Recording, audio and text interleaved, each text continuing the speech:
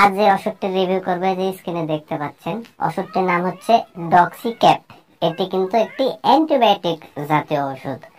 আর এই ওষুধটির generic name বা ওষুধটির উপাদানের মধ্যে রয়েছে ডক্সিসাইক্লিন 100 mg।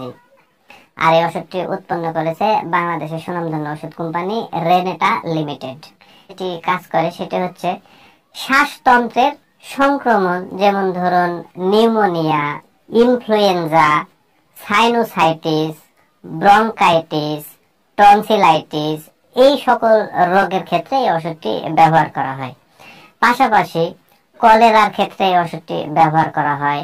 ট্রাভেলাস ডায়রিয়ার ক্ষেত্রে এই ওষুধটি ব্যবহার করা হয়। ডিসেন্ট্রি বা আমাশয়ের ক্ষেত্রে এই ওষুধটি ব্যবহার করা হয়।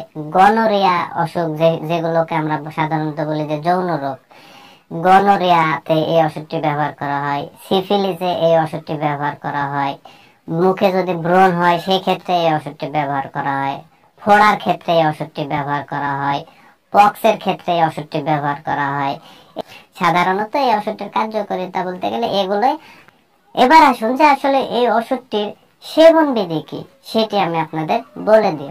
এই ওষুধটি বিশেষ করে বিভিন্ন রোগের ক্ষেত্রে বিভিন্ন রকমের সেবন বিধি, কিন্তু সাধারণ একটি সেবন বিধি আছে। সেটি হচ্ছে যে ওষুধটি যেদিন থেকে সেবন করা শুরু হয়, প্রথম দিন 200 mg সেবন করতে হয়।